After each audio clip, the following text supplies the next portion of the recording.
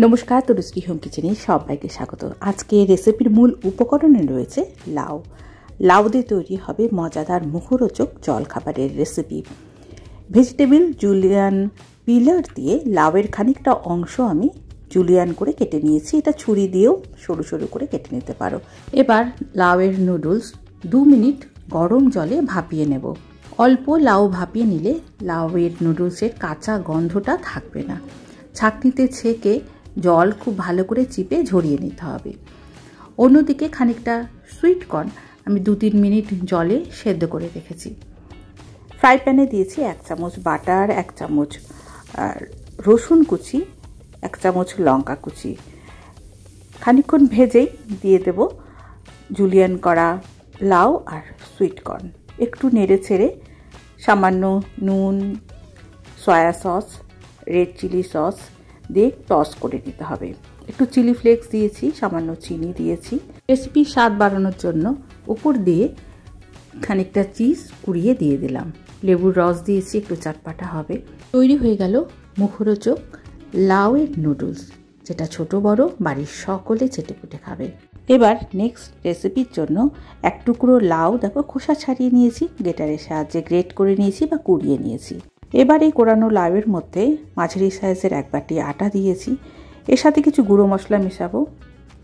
গোলমরিচের গুঁড়ো, নুন, লাল লঙ্কার গুঁড়ো, ভাজা মশলা 1.5 চা চামচ, আর বিট নুন বা চাট মশলা দিয়েছি, চাটপাটা হবে।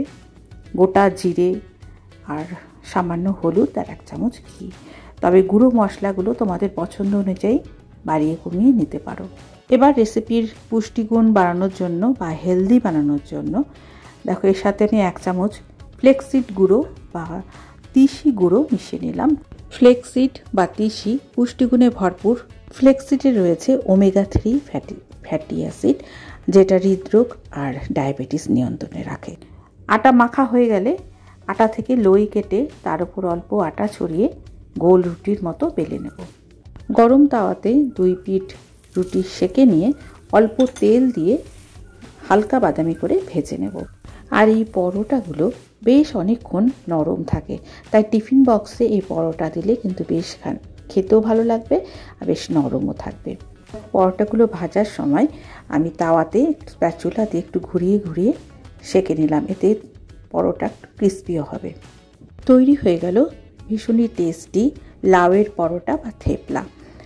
এর ওপরে দেখো আমি অল্প বাটার দিয়েছি, ধনেপাতা পুদিনার চাটনি দিয়ে আমি আজকের এই পরোটাগুলো পরিবেশন করেছি। ভীষণই টেস্টি এই পরোটা, অবশ্যই একবার বানিয়ে দেখতে পারো, আশা করি ভালো লাগবে।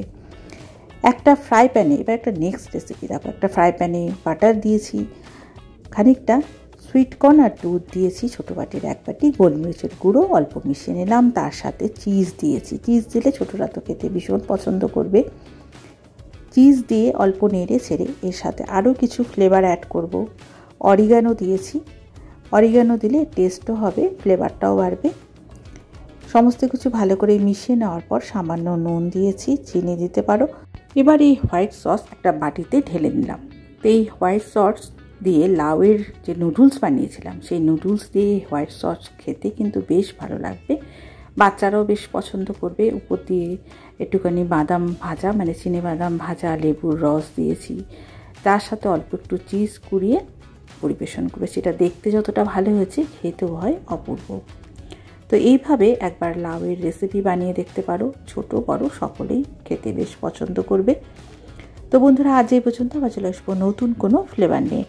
আজকের লাউয়ের মুখরোচক জলখাবারের রেসিপি কেমন লাগলো অবশ্যই কমেন্ট করে জানাবে। ভালো লাগলে লাইক করে পাশে থাকবে।